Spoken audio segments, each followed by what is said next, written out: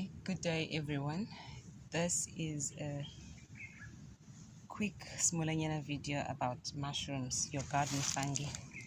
Generally, I am a gardener, and as a gardener, as we all know, if you garden, you are bound to find mushrooms in the garden because they are also part of the food chain. However, the difference with mushrooms, when you compare mushrooms to plants, is I've got a book here, a very, very old book, which was written, I think, way back in the 50s, if I'm not mistaken, 50s, 60s, and 70s. You know, they kept on revising it, and, you know, it says here, Garden Fungi. I found it very interesting. I found it on my bookshelf, and I thought, well, as a gardener, I have to learn. Actually, we have to, because fungi and bacteria, it's contained within our bodies, the land, the plants, every living organism. So it says here, fungi resembles plants in some ways, but they all lack chlorophyll. Therefore, unlike conventional plants, they are not green in color and are not able to utilize the energy from the sunlight to produce their own food from carbon dioxide and water. Like such, fungi are placed in a separate kingdom, distinct from both plants and animals. Fungi display an amazing variety of form. Only a small proportion of the fungi produce large visible fruit bodies known as the mushrooms.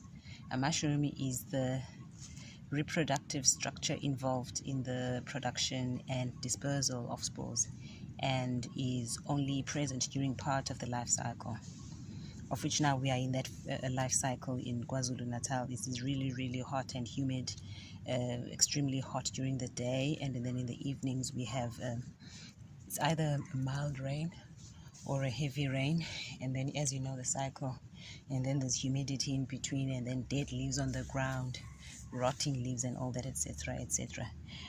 A mushroom is the reproductive structure involved in the production and dispersal of spores and is only present during part of the life cycle. Many fungi produce fruit bodies which are minute or only visible under the microscope.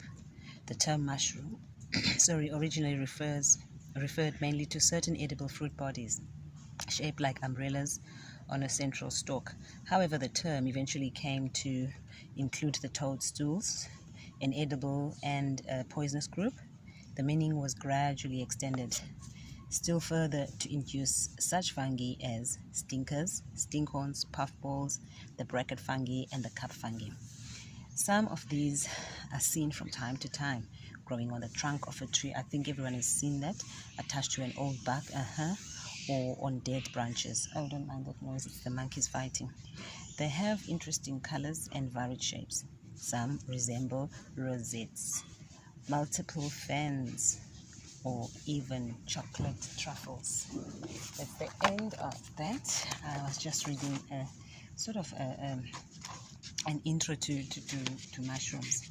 And as I said, as without, as within, yin yang of life. So I find it fascinating that at this time we are in the climax of summer here in South Africa, and we are finding, especially in my area, which is subtropical, that there's a boom in mushrooms. I'm talking about the wild ones. I think this is the stinker. It's somewhat spongy and sort of purple. I don't know if you can see purple in color. Here we are. And they're just growing all along the yard. This is the third day. When these first erupted, they were this size with a very round top. Imagine a safety pin, but enlarged. And then I came to check the second day. They were this high with that. And now this is the third day, and this is how they look. Let's have a look. This is how they look.